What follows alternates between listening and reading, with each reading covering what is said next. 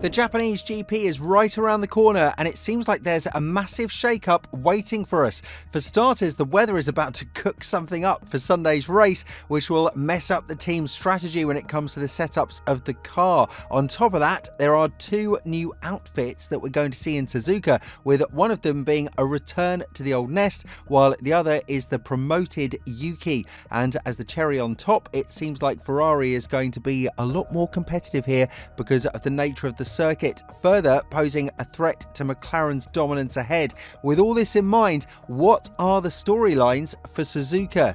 Let's start with the weather and what is arguably the most important part of every race, the conditions on the circuit. We're not expecting big shake-ups during the free practice sessions and the qualifying as well, but on the other hand, the race is a different story. Reports suggest that there's a 50% chance that it will rain at the start of the race, while that percentage is much higher when it comes to the entirety of Sunday, 70%. This brings in huge value for the race, not just because of the masterclass that the drivers would have to pull during the wet tarmac, but also because of the car's setups. If we were to recall the Melbourne GP, we saw that in qualifying, many of the teams sacrificed their setup in the qualifying to prepare for a wet race. Although that didn't turn out in favour of Ferrari, it's still something that they're likely going to commit to here in Suzuka as well, given the fact that they have a lot of ground to cover after the double disqualification during the Chinese GP. It's going to be a hell of a mind game for the engineers behind the pit wall, and only one team can come out victorious from it.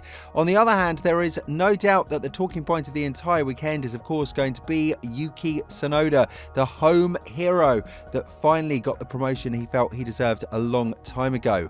Although of course it did come in very strange circumstances, it's something that we didn't necessarily expect to happen quite so quickly, even though we did suggest that the Austrian team was going to think about a swap if Lawson's form continues to go in that downward trend.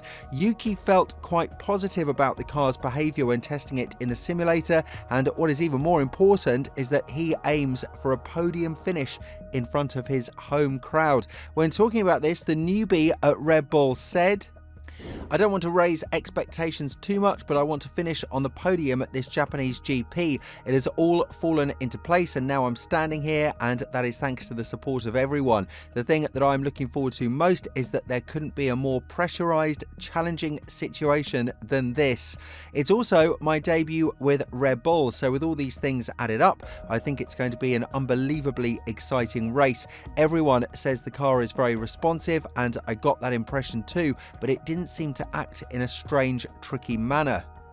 This is the best news that Red Bull could have received from Tsunoda, especially regarding his feeling about the RB21, but the team knows better than to set their expectations too high, considering the fact that Lawson also felt extremely comfortable in the simulator before he actually sat in the car. Red Bull will help Tsunoda by making the setup less aggressive, which should help his performance a lot, but whether or not it will be enough to finally score points with the second car in 2025, time will tell. On the other hand, we have Liam Lawson, a man who was given very strange circumstances to show what he's capable of with Red Bull. Many would argue that he's been treated unfairly, especially being sacked ahead of his favourite race in Suzuka due to his vast experience with Super Formula here. But on the other hand, this will likely serve as a motivation for the Kiwi driver, and one of his closest accolades, Tony Quinn, has gone on to share a very powerful message ahead of the Japanese GP, elaborating on the expectations of the demoted driver in Red Bull.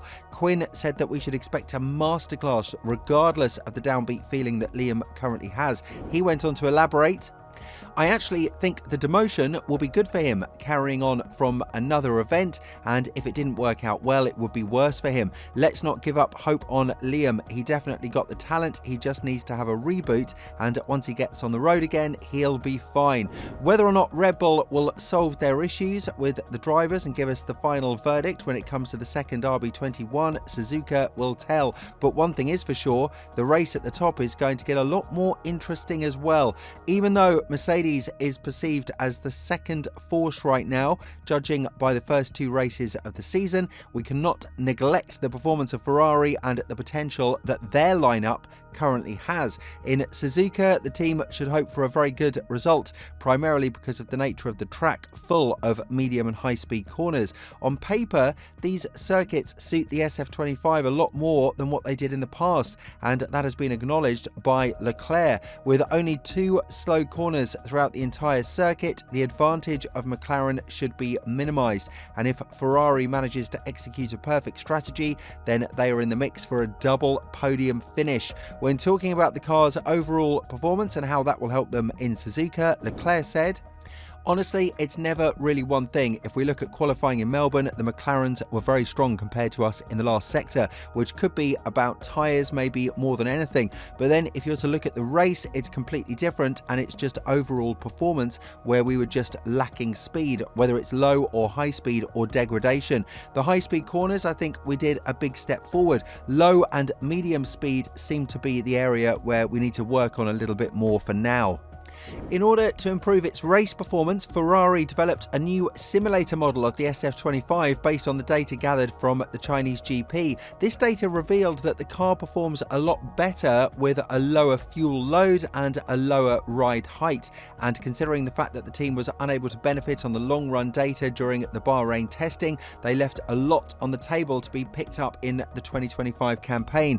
But what needs to be mentioned here is that McLaren will definitely not rest and wait to be caught in the mid-season development. The MCL 39 set a very high standard, and it looks like they are the team to beat in more or less every venue we go due to the wide operating window of the car. However, the drivers are not usually extracting the full potential out of the car, even though it came with 2 race wins in the first 2 events.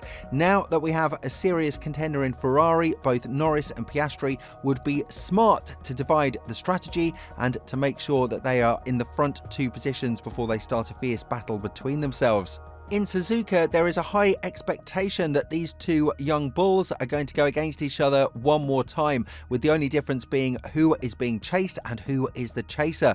Of course, we cannot predict that with certainty because the rain that we spoke about earlier in the video could mess up the plans of the Woking-based squad. But on the other hand, we've seen that they are performing extremely well under these conditions as well. The intra-team battle in McLaren is something that will raise a lot of questions as we move forward with the 2025 season, and it's worth adding that even a team of Mercedes caliber is now in the mix for race wins and podium finishes.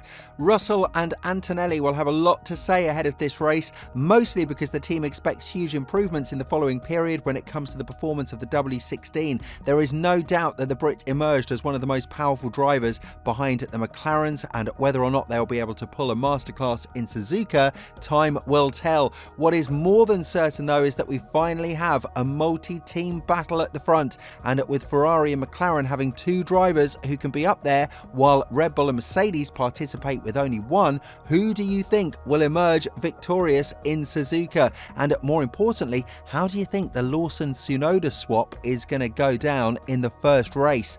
Let us know in the comments below, and once you do that, make sure to check out the video that appears on your screen right now.